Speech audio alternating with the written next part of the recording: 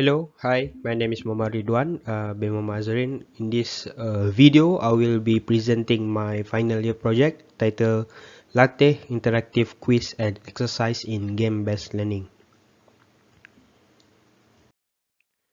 So as can be seen in the slide, I'm going to be explain 10 parts of the video. So first is introduction, problem statement, objective, and then methodology, proposed application, requirement analysis, usability testing, project demonstration, project achievement and future plan, and then I will conclude my presentation and in the final in the end of the presentation. So what LATIH is? So LATIH is a mobile application developed to help secondary school students by providing them with an interactive quiz during COVID-19 pandemic. The main aim of this project is to develop simple interactive educational game while implementing traditional mobile application development lifecycle or MADLC. So what are the problem statements that lead me to do this project? Since 2019, the worldwide COVID-19 pandemic has touched all in the industry. The same applies to the education. The school is closed to prevent the virus from spreading and keeping the whole community safe from the virus. Many schools are now asking if the resources used to offer online learning instruction, particularly web conference software, and can support their instructional programs and fulfill the unique requirements of students during this moment of social distance. Only few physics quiz games are aligned with the Malaysian education system available on the Google Play Store. Moreover, most of these apps contain in-app purchase, making less privileged students unable to afford them. As can be seen in this slide, this is the objective of this project. The game-based learning application, also known as LATIH, is specifically designed to make learning session and learning process more interesting. Based on the problem statement specified previously, the objectives are: first, to design an interactive game-based learning system application on mobile platform for Form 5 physics students as alternative learning medium during the pandemic. The second one is to develop an interactive mobile game-based learning application called LATIH on an Android platform.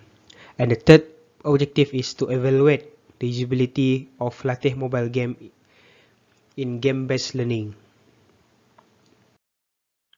Throughout this project, Mobile Application Development Lifecycle or MLDLC will be used to experiment and determine the success of development of game-based learning application. So the first one, identification. The identification phase is the stage during which the collection of ideas take place. The second one is design. Design is where a high-fidelity wireframe of application will be developed. And then the third one is development. This is the phase where actual development will be done accordingly to the design and requirement. The fourth one is prototyping. Prototyping is to explore the different ways the app will work, how will it look like, and what the functionality it will have. So next one is testing phase. The testing phase is the process of testing, help identify bugs, glitch, and errors in apps.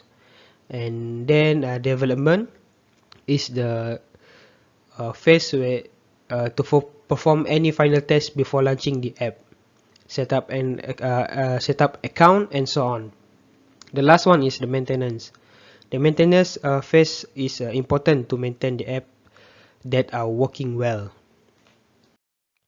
This is the main function that will be available in the LATIH mobile application. So the first one is user registration of the application for user to use in the application. The second one is multi-language, where language of the application including the questions language is either in English or Bahasa Malaysia.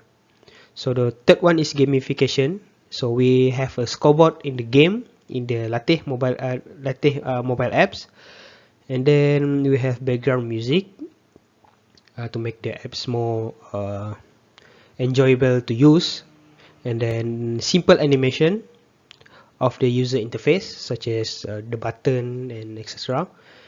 And then lastly, visual questions, that we might have a picture type of question or video type of questions to make the quiz more enjoyable to play. Before beginning development on mobile application, it is necessary to perform steps such as requirement analysis and design. It is absolutely necessary to specify the task and process in advance in order to outline and visualize the interaction that will be take place within the system. During identification process, the ideal way to gather information for the proposed application is through a survey. The questionnaire was designed using Google Form and shared over a variety of social media sites including WhatsApp and Discord. In this specific instance, the total number of respondents who agreed to terms and conditions of the survey who filled out the questionnaire was 59%. So, during the survey, more than 40% of the respondent learning process affected during COVID-19. And then we found out that 61% of the respondents prefer using mobile application rather than a traditional method to do quizzes. The activity diagram simplifies the description of concurrent activities and aid non-developer in the comprehending the system flow. User must create an account prior to using the program. After account registration is complete, the user can log in into the application. As can be seen in this figure 3, this is my activity diagram for LATIH. A use case diagram is a visual representation of a functional requirement of a system that use symbols such as actor and use case to demonstrate those requirements. As can be seen in this figure 4, this is a use case diagram for LATIH. For this use case diagram, we only have one actor, which is user. A sequence diagram shows different scenario in terms of how the classes interact with each other. So in the report, this is one of the LATIH sequence diagram for LATIH. This is a sequence diagram for edit setting. So at the profile page, as can be seen in the figure, at the profile page, the user has ability to edit and view the account. The LATIH application display the user current account information. User can modify the data and save it. New data will be updated in the database. So this is the sequence diagram. This is the class diagram for the LATIH. Based on this figure 6, the proposed application consists of single entity called user. Before gaining access to the suggested application, the user must either log in or register with a unique email address and password. The application allows registered user to take the available quiz or to use the application. The following users completion of the quiz, the total score will be presented. In the addition, registered user can modify the application settings, such as music volume or the language settings. The user also can modify the user account profile, which is the profile image and the username. The proposed application will be tested using user acceptance testing, often known as UAT. There are two distinct forms of testing that carry out, namely functional testing and non-functional testing. Functional testing is carried out in the form of test case and focus on the quality testing of the proposed application. Non-functional testing, on the other hand, focuses on non-technical issues such as usability and the readiness of the proposed application. So as can be seen in this figure 13, this is one of the test case for the LATIH, test case for answering the quiz.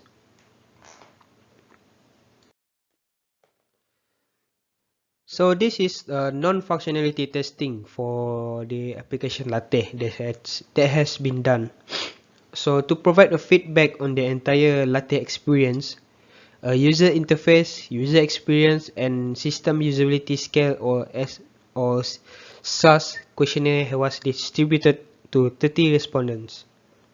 This usability testing was conducted with the assistance of the user. The questionnaire results are used to assess the usability of the proposed application. As can be seen from these two graphs, this is the result of the questionnaire. So we found out that majority of the user that use the application is satisfied with the application, either the user interface or the user functionality. Now we will be proceed with a project demonstration for LATIH mobile application. Enjoy the video.